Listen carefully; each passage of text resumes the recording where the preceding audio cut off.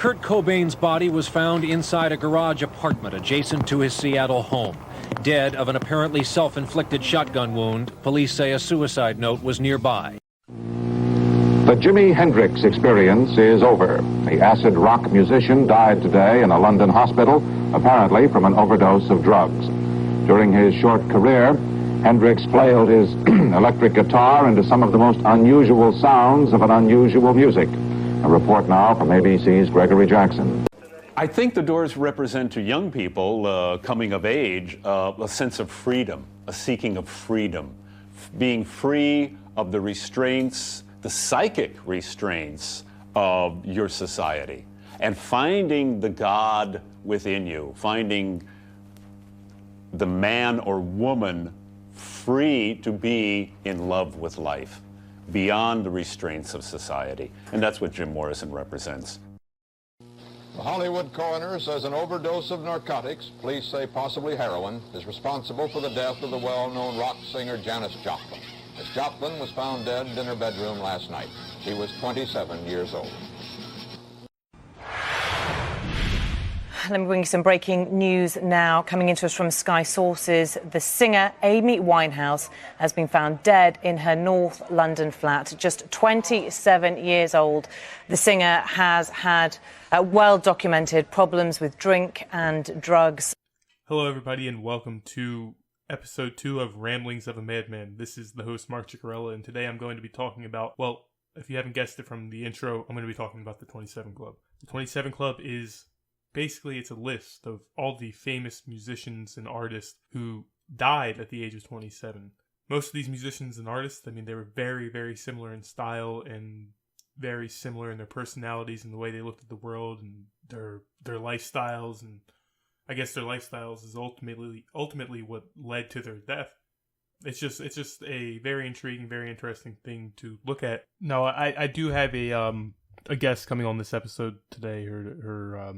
Her name is Kai. You know, she's a very interesting person, a close friend of mine, and we've had very in-depth discussions before about this topic, about the 27 Club. Because I remember when I had first met her, one of the things I found most interesting about her was that she has these kind of connections to Jim Morrison and Jimi Hendrix, two of the members of the 27 Club, if you couldn't tell from the intro.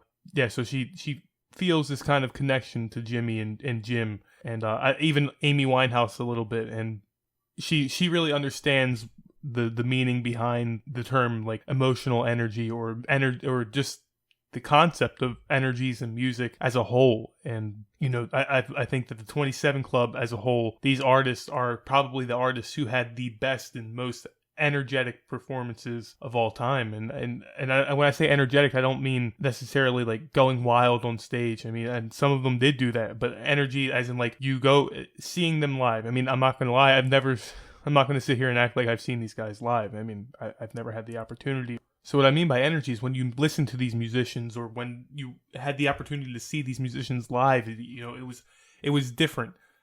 Like the first time you heard Kurt Cobain, it was different. You just felt something different than what you would normally feel from any random musician. Or when you heard Jim Morrison the first time, it was different than what you might feel when you listen to any other musician for the first time. And we'll get more into that later. And Kai's very in touch with that aspect of spirituality and energies. And it is definitely a bunch of hippie shit. And I don't know, I think that's pretty cool. I think, you know, people look back and like kind of laugh when if you say you're a hippie in 2020, you know, and people kind of laugh at that. I mean, I guess there's the kind of like, you know, the younger generation that I'm a part of. I guess there's a lot of posers out there who try to pose as, you know, like hippies and for the aesthetic. And but she's really about that, and she really knows what she's talking about, and she's not doing it just for the inspirational Instagram picture. And I'm excited to have her on and get this discussion in about the 27 Club and her personal connections to a few of the members. So before I go any further with the podcast, I want to break it down and give you guys a little bit of background info on the 27 Club and really who these people were and a little bit into why they're so special and the backgrounds of their deaths. So the first one I'm going to mention is going to be Kurt Cobain, my favorite musician, my favorite artist of all time. Nobody comes close to Kurt for me. A little bit of a personal anecdote. When I was younger, I was in the car with my father, and I owe a lot of my musical taste to my father. So I was in the car with my dad, and we were listening to the radio, and then he pulled out this CD, and it was Nirvana, and on the CD there was a cover of the song "Where Did You Sleep Last Night." It's a famous Lead Belly song, and Kurt on Nirvana's Unplugged album, he covered that song, and this was my first experience with really listening to Kurt Cobain or really with Nirvana in general. And I remember being in the car, and he put this on, and at first I'm not really noticing anything, and I'm just like, why does this guy sound so depressed, and why is he whining? And then, like, as that song progresses, I mean, I know it's a cover and it's not an original Nirvana song, but as that song progresses in the Nirvana cover, as it progresses, you start to feel this energy. The energy in the song, you start to feel it rise and rise as it progresses until it gets to the very end. And then Kurt starts screaming, and then you really feel like that emotion in his voice. You can really feel that he's hurting. And I thought that was really cool. That was the first time I ever really realized that, you could feel these emotions of these artists through their music. And after that, I was hooked. I mean, from the beginning of high school, I was a freshman in 2013. So at the beginning of high school, everybody's listening to like fucking mumble rap and shit, and I'm over here just like discovering for the first time myself like this great musician, and it was really for me mind-blowing at the time, because it was so unlike the music that we have today, and it's wild because it's not even really that long ago. I mean, Kurt died I think 25 or 26 years ago. I think it'll be 26 years coming up, or maybe 27. Anyway, it wasn't that long ago, and it just amazes me, how far the quality and standards of the music industry have dropped since Kurt died, or since Kurt killed himself. So so Kurt founded Nirvana. They were founded in the mid '80s. They released their first album, Bleach, in '89, and they rose to like meteoric fame when Nevermind came out in '91, and that's when a lot of Kurt's like mental health issues started to really come out, and he really struggled a lot with the enormous commercialized success of Nevermind. And I will say that Bleach, their first album, is definitely my favorite Nirvana album. It's so raw, and there's so much energy and like emotion and realness into that album that it'll be hard for me to ever choose another album to listen to over that. Bleach is probably my favorite album of all time. But that's not saying that Nevermind or In Utero are bad albums, because there's no such thing as a bad Nirvana song. So there's no such thing as a bad Nirvana song. In Utero and Nevermind are perfectly fine albums, and that energy is still there. It was just commercialized a little bit and more neat and put together and a lot more refined. But no matter what you say about any Nirvana album or any Nirvana song, the one thing you cannot say is that it isn't real. It isn't filled with real emotion, and you can't feel that emotion in Kurt's voice. So yeah, and Kurt was born in '67. He ended up killing himself in '94, or supposedly killing himself in '94. And there's just been a lot of speculation as to what was the actual cause of Kurt's death. I mean, there's been a few actually really good documentaries on the subject, and they really go into depth and investigate actually, the surroundings of his death and the time of his death. And I find the most interesting thing about Kurt's death to be the toxicology report. Apparently the amount of heroin that was in Kurt's system at the time that he died was way beyond what an average human could handle. I mean, Kurt was a big user of heroin, so his tolerance level might have been a bit higher than the average person. But even still, there was supposedly no way that he would have been able to lift the shotgun into his own mouth and pull the trigger with the amount of heroin that was in his system. And there's a lot of speculation as to who actually killed him. And even if you go into his actual suicide note, there's a lot of evidence to suggest that the suicide note was written by actually Courtney Love. It wasn't in Kurt's handwriting. A lot of the suicide note was made to make Courtney look good, or at least that's how it seems. There's even parts of the letter that go on to where Kurt calls Courtney a goddess, and he even says in the very end of the letter, Frances and Courtney, I'll be at your altar. Please keep going, Courtney, for Frances, for her life, which will be so much happier without me. I love you. I love you. So yeah, there was a good bit in that suicide note alone, just really making Courtney look in a good light. And a lot of people I know blame Courtney and heroin for the downfall of Kurt's mental health and in the first place. And I don't know, it's a messy situation. And after seeing the Soaked in Bleach documentary that used to be on Netflix, there's no doubt in my mind that Kurt didn't kill himself. As for who did it, I do believe that all the evidence does point to Courtney that they presented in that documentary. And it's a really sad situation. One of the most beloved musicians of all time, one of the most interesting musicians, one of the most real musicians of all time, and they go out like that. And it's always a shame when anybody goes or anybody takes their own life. But this was just so real and so raw, kind of like Nirvana's music, kind of like that Bleach album. Kurt's death was so raw, and it was a pretty grunge death. So yes, that's a little into the background of Kurt. He's my favorite musician, and I really would have loved to have the opportunity to see him live. I haven't been to very many concerts. I've only been to one concert, and it was a heavy metal concert, Five Finger Death Punch and Breaking Benjamin. And everybody knows I really do not like heavy metal. One of my friends, Mike, he came to me. He was like, "Yo, I have an extra ticket. Do you want to come to the concert with us tonight?" I'm like, yeah, why not? I've never been to a concert, and I get there, and it's a good show and everything. And then Five Finger Death Punch comes on first, and they're alright. I don't really vibe with heavy metal. Five Finger Death Punch comes out first, and then Breaking Benjamin comes on, and I really don't like Breaking Benjamin. But then they started doing different covers before they went into their actual music, and when they did these covers, all of a sudden I hear the opening to Smells Like Teen Spirit playing, and my friend Mike, he was just like, yo, the smile on your face when you heard that opening to Smells Like Teen Spirit and when they did that cover, that was awesome, man. I can tell you really, really loved to see that.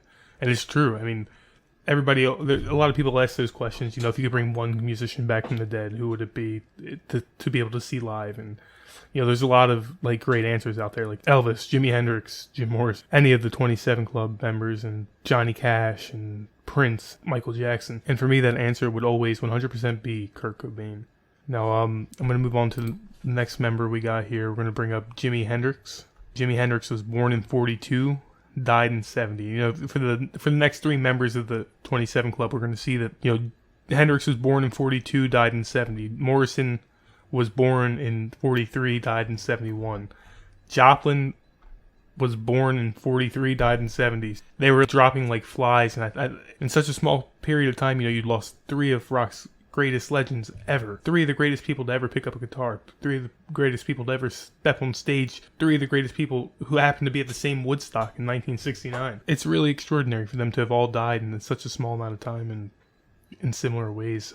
So yeah, Jimmy, I don't think Jimi Hendrix needs any introduction. Jimi Hendrix was the greatest guitar player of all time. He revolutionized rock and roll. I think at one point he was the richest man in rock and roll. He died a tragic death. Drugs were involved. He choked on his own vomit while he was sleeping, and apparently he had taken a handful of sleeping pills and washed them down with some wine, and he went to sleep, and he never woke up. I heard a story about Jimi Hendrix that before he would go on stage, he would put acid in his headband, and so when he would sweat, the acid would be absorbed through his pores and into his head, into his forehead. It makes you really think a lot about the pineal gland that's in your head, and your third eye, where your third eye would be, and that's exactly where he would put the acid, and as he was on stage. And for me, when I think about acid and to think that he was out there doing all those great performances while on acid, it's crazy. It's crazy to think about that. And then when you think about, the same time period, 1970, that's when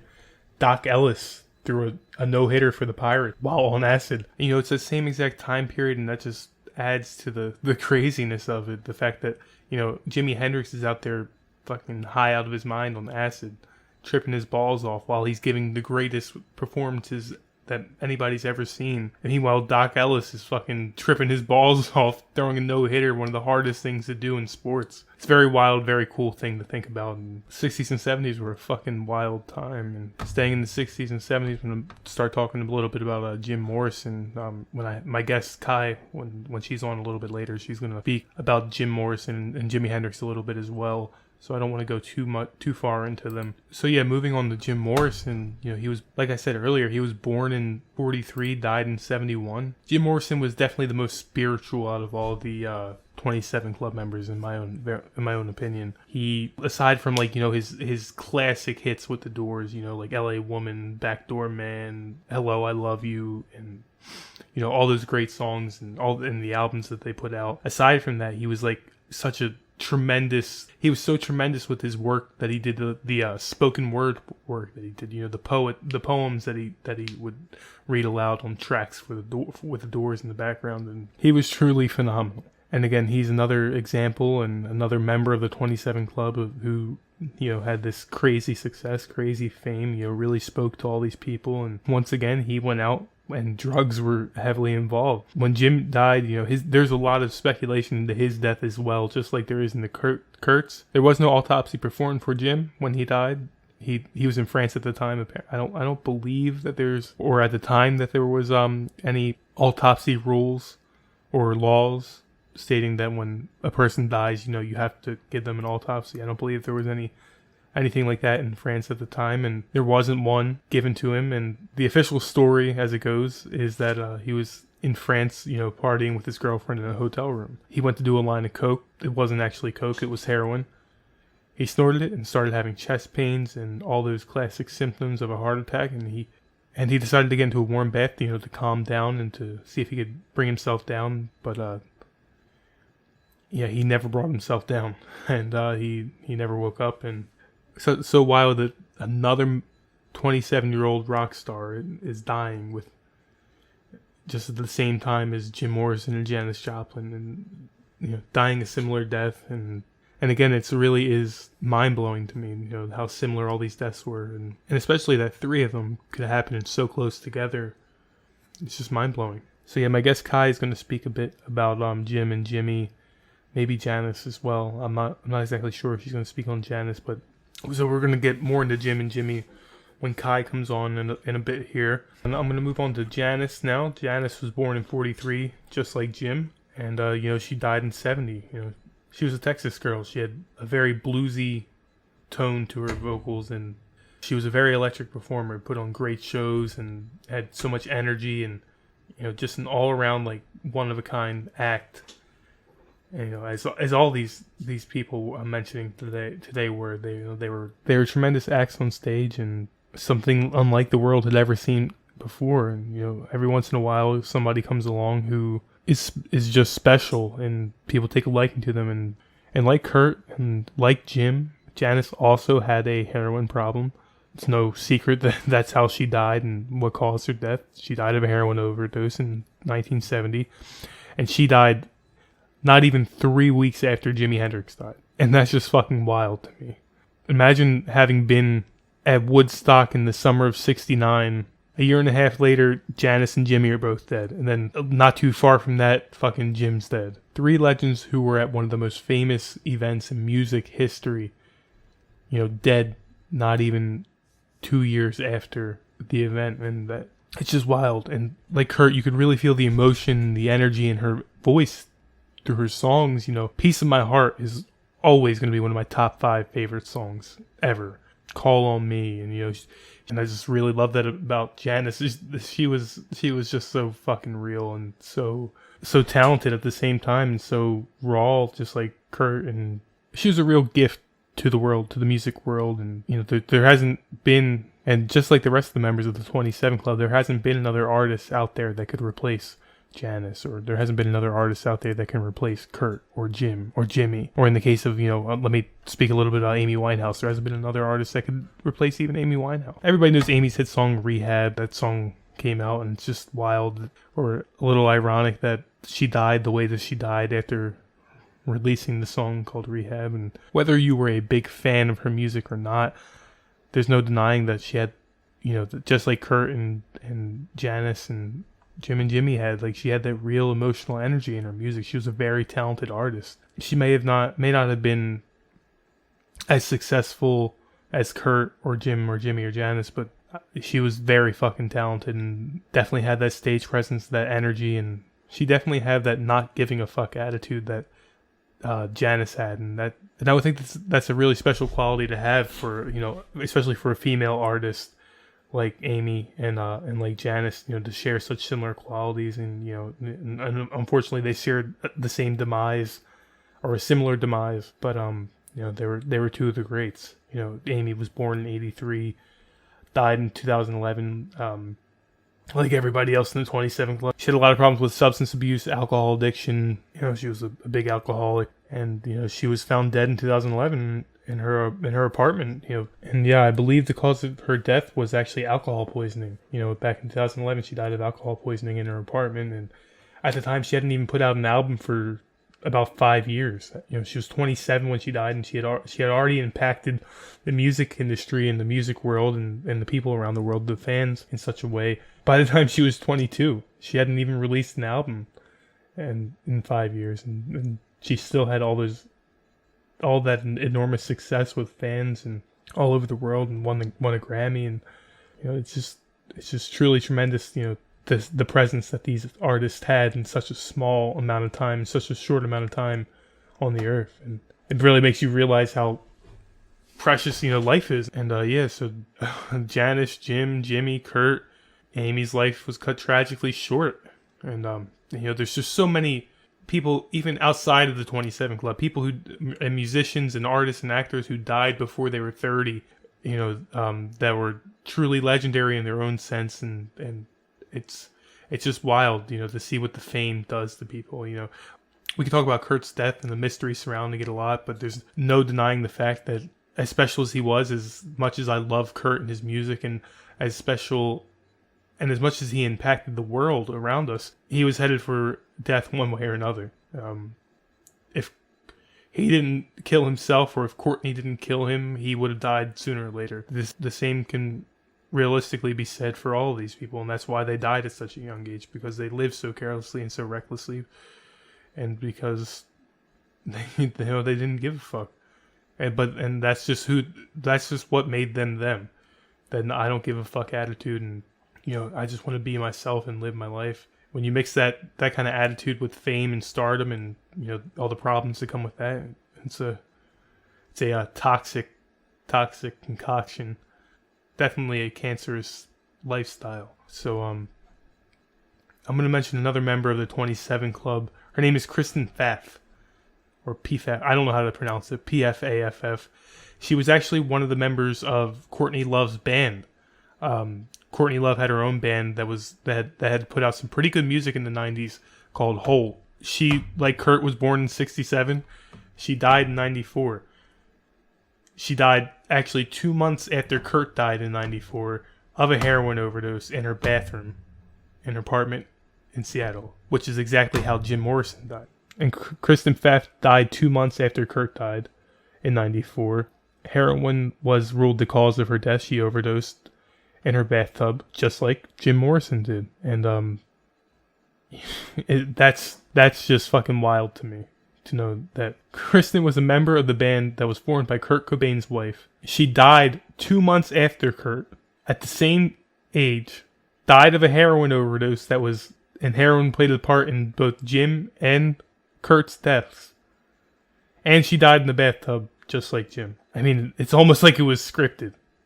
It really is just crazy to think about the chances of all that shit happening to this small group of people, and who all share these same lifestyles, same personalities, and same qualities. And so I'm going to have my guest Kai on in just a few moments here. But before I have her on, what I want to do is I want to go through a list of all these artists who had died before the age of 30. And this is just a brief list here, but the list is tremendously long. And the list is made up of tremendously impactful artists from all different eras of music, and all different styles of music. So I'm not going to speak too much about the artists, because there's just too many of them here, and it would take way too long. But in the 90s, Biggie died at 24 years old. In the 90s, Tupac died at 25. Going way back, Buddy Holly died when he was 22. Richie Valens died at 17. Buddy Holly and Richie Valens died in the same day because they died in the same accident. Otis Redding died at 26. Hank Williams died at 29. Selena died at 23. Mac Miller, who just recently passed away, died at 26, and I believe heroin played a role in his death, just like Kurt's and Jim's and Janice's. Dwayne Allman of the Allman Brothers, 24 years old. Juice WRLD died just last year, 21 years old. He has a famous quote in the song, "Fuck the 27 Club, we ain't making it past 21," and he ended up dying at 21. Tim Buckley, a really great friend of mine, her name is Kate. She loves Tim Buckley. Her connection to Tim Buckley is like my connection to Kurt Cobain. Tim Buckley definitely had, that energy and that emotional energy in his music, and like Kurt and like a lot of the members of the 27 Club did, and he was a tremendous artist as well. And then you have you think of actors like Heath Ledger and River Phoenix. Heath died when he was 28. Not long after Dark Knight came out. River Phoenix died when he was 23. There's a lot of conspiracy theories that go into River Phoenix's death. That's very interesting in and of itself. And so yeah, it's not just the 27 Club. I mean, the 27 Club is a very mysterious thing alone. But then you look at these artists who have died before they hit the age of 30, and it starts to blow your mind even more that so many people were able to shape the world of music and to change it and to impact it and be a blessing on our ears in such a short amount of time. Like even this list here outside the 27 Club: Biggie, Tupac, Buddy Holly, Richie Valens, Otis Redding, Hank Williams, Selena, Mac Miller, Dwayne Allman, Juice WRLD, Tim Buckley. Those are some of the greatest artists of all time there. Biggie and Tupac are widely regarded as the greatest of their genre. Richie Valens, Buddy Holly, Otis Redding, legends in and of themselves. Hank Williams. It's almost too hard to believe that all these people died before they were 30, given the way they were able to change the industry. So before I move on to bringing on Kai and introducing Kai to you guys, I want to talk a little bit about my theory about music dying. When I think of the state of the music industry today, I think of there's not many bands that can come to mind that I'm like, ooh, I'm really dying to see them. There's not many artists that I'm like, I really need to see them. Aside from, like the older hip hop artists that are still out, like Snoop Dogg and artists like that, they're still performing, but there's nobody making new music and changing the world like they did. Eminem's still performing, but he's also like 50 years old and past his prime. There aren't many bands out there making music that's really impacting people the way that the artists that I've talked about in this podcast episode today have impacted people. There's no artists out there that I can say, oh, I really have to see them before I die. And I think that's a shame. It's a little bit depressing, to see how the music industry has decayed since the 90s. I had this theory that music died with Kurt Cobain. Kurt was like the last hurrah of rock and roll. Kurt was the last hurrah of music, really.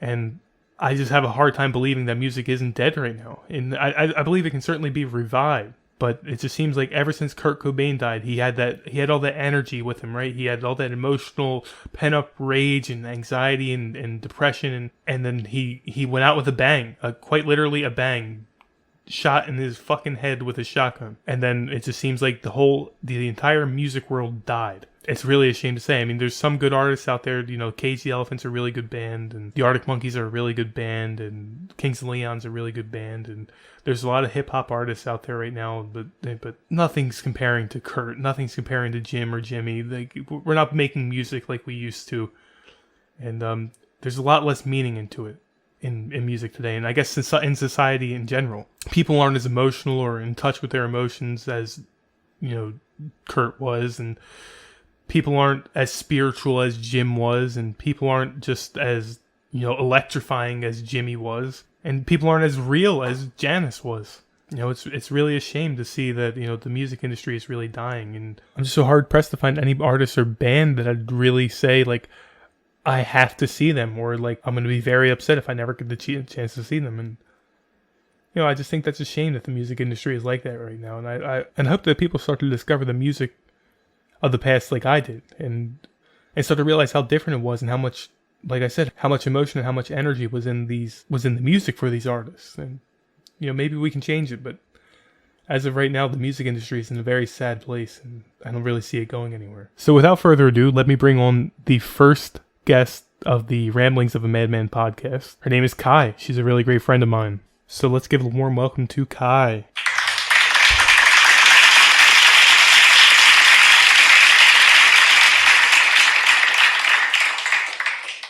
So I want to welcome Kai to the show. How are you doing, Kai?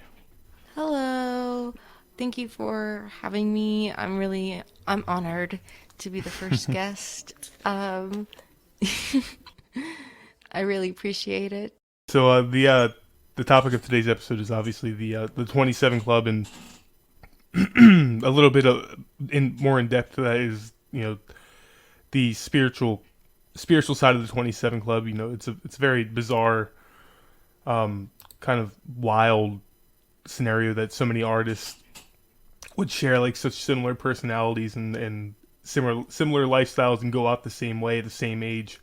And in the case of Jimmy, and Janice, they all went out in, like, I think it was like 18 months they went out, like back to back to back. And so yeah, I just wanted to get you on here and talk a little bit about Jim and Jimmy, because I know we've talked a lot in the past about how important they are to you, and that was one of the things that I always thought was really cool about you, was that for somebody my age or a year younger than me, that they could feel such a deep connection to these artists, like I feel, and it's just something that I don't usually recognize. I take that as a compliment, or something I don't really see in a lot of people our age. So yeah, if you could just talk a little bit about Jim and Jimmy and why you feel such a strong connection to them. I'm not really sure why exactly I've always felt such a strong connection to them ever since I grew up listening, especially with The Doors and Jim Morrison's sort of solo stuff where he did mostly like talk poetry. The spoken word. Really connected with that. What about Jimmy? I feel like when I listen to like The Doors, or like a certain, it doesn't always have to be Jim or Jimmy or anything like that. It's for any musician, live or dead. I feel like it's so easy to associate certain people or feelings. Like Stevie Nicks' Landslide reminds me of my grandfather. We all do that, like associating certain kinds of music with people, but I think it's just because of the energies we pick up from that music. So yeah, these artists they're invoking some type of emotion, and you're right, it doesn't necessarily have to be for you, Jim or Jimmy, and I had just thought it was really cool how you had such a strong liking and strong connection to them. If you could choose a song or two, that you'd say make you feel the strongest emotionally, what would you choose? I really love The Changeling by The Doors from their LA Woman album. I really love that. Okay. It does talk a lot about being one with other living things, and the air you breathe, the food you eat, the friends you meet, everything. So I really do love that song. Hendrix' song, I think, is Earth Blues. I love Earth Blues. Okay. Or Drifting. That's from Cry of Love album. Okay. Yeah, those are really great choices. I connect with it. Drifting on a Sea. Yeah. When it comes to Jim, would you say you connect more with the spoken word, his spoken word tracks?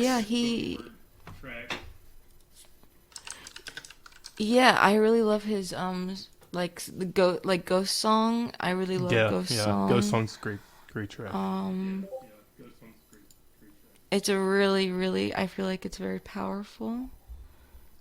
So I guess when it comes to him specifically in regards to the American Prayer, yes, the American Prayer album. Although Bird of Prey is also a really good song. I feel like Jim had this special connection, and I feel like when I listen to his music, I feel like I feel this connection as well to nature as he did, but I am not able to like translate it like he can.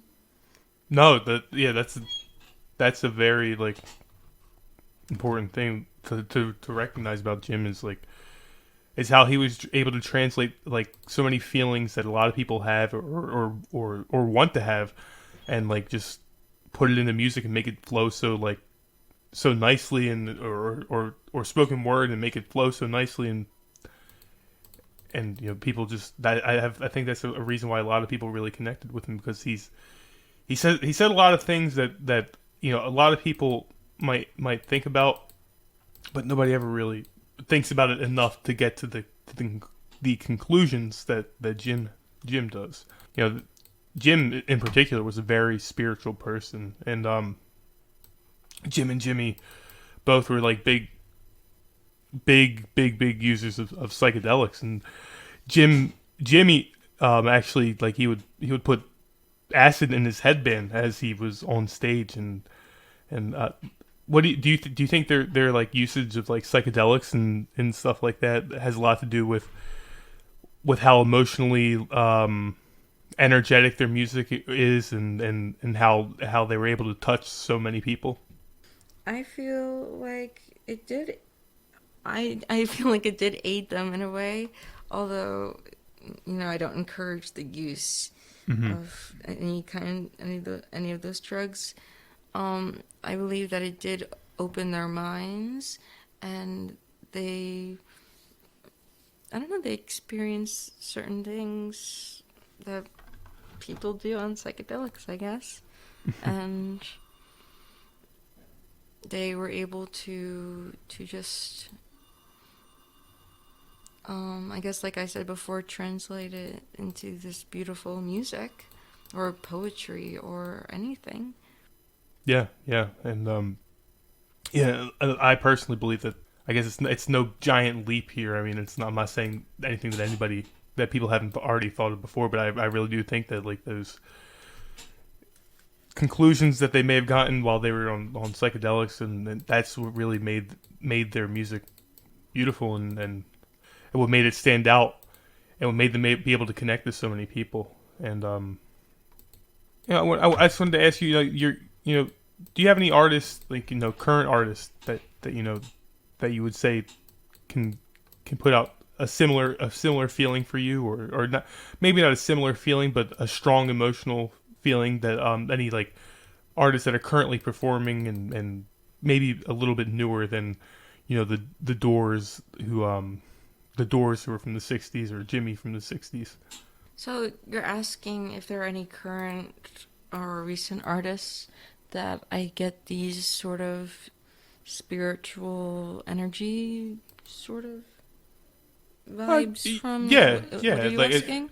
yeah. Is there any current artists who can invoke a similar feeling for you, that you might get when you listen to I would say Stevie Nicks, 100%. Okay. She's still putting out music. She just put Yeah. out a single. It's very good. She always, like I said before, with regarding Landslide, and my grandfather, it's very powerful, and I feel like she has total control over me when I'm listening to her music. So, if anything, it's more powerful than the others. Okay. Really. That's really interesting. I love Stevie. She's my number one. That's very similar to me and Kurt. Like I have very similar. I have very similar feelings when it comes to Kurt and the way his music makes me feel, and yeah.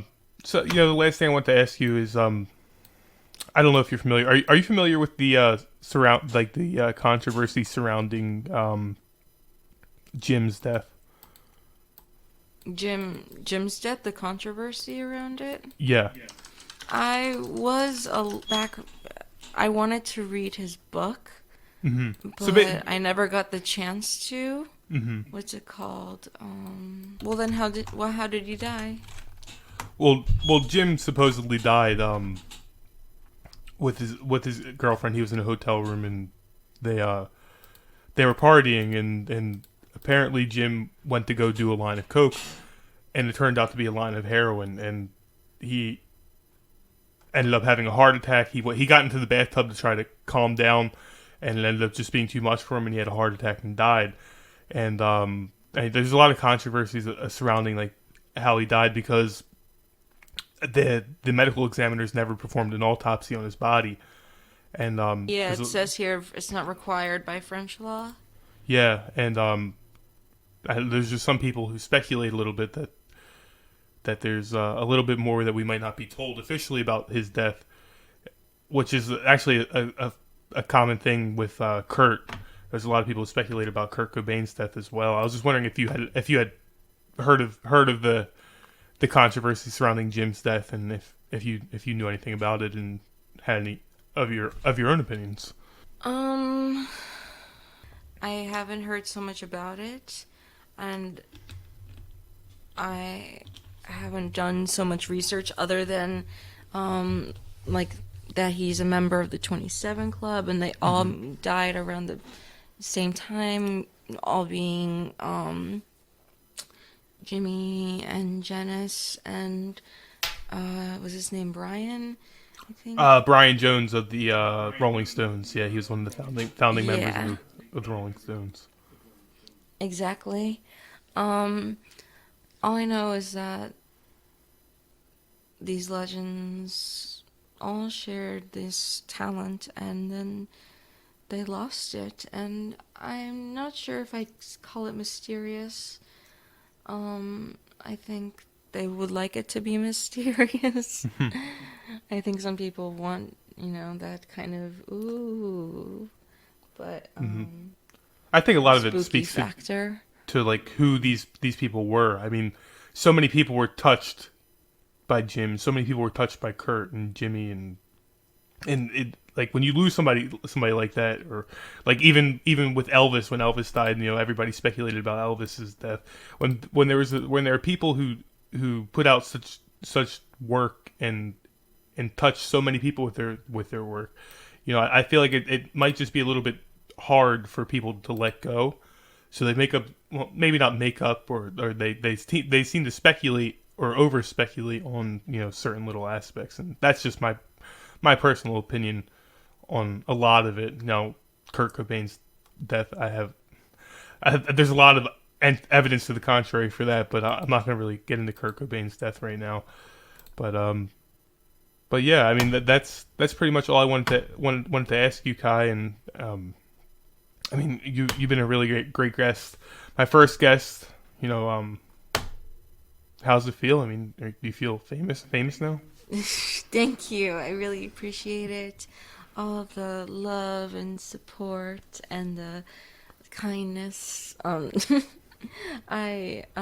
really appreciate you having me.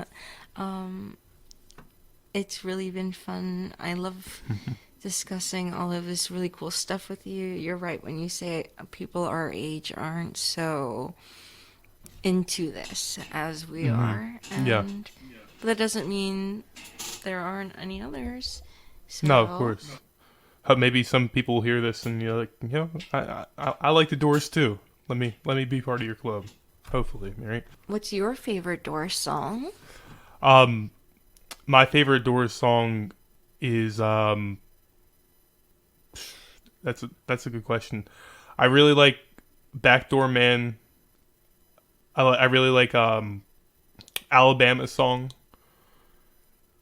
And of course I like LA Woman, and yeah. But my favorite would probably be Hello, I Love You. That's the official Oh, name, that's a good one, of course. Yeah. A classic. Yeah, that's definitely my favorite Doors song. I love Ghost Song. Ghost Song's so good. Ghost Song is very good. Yeah, I hadn't really been like too familiar with his spoken word stuff before about a year and a half ago, and then I really got into his spoken word stuff and realized like how like awesome it was and how it was just so special and so different than what a lot of people put out, and it was really meaningful, and he put a lot of thought into that stuff, and you could really tell. You should, if you want to, if you're interested in more Jim Morrison and his writing, you can always go and grab his poetry book, The Lords and the New Creatures. Yep. I have it on my bookshelf back home. I wish I had it on me now, honestly. But I've read a bit of it before. It's very good. It's powerful, definitely. Yeah. I think I might actually order that. It's something, you know. It's pretty special text, and but yeah, you know, thank you, Kai, for coming on. And, Thank you for having me. you know, hopefully this episode soars through the roof and we become YouTube and Spotify famous.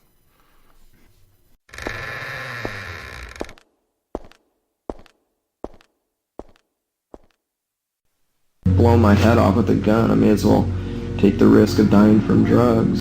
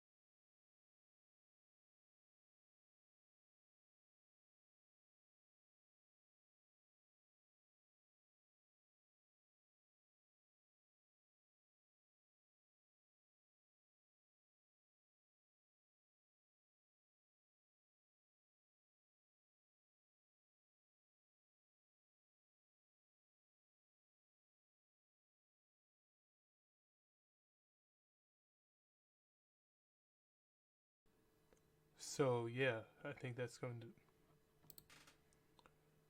So yeah, I think that's going to do it for episode 2 of Ramblings of a Madman. This is your host, Mark Chickarellis.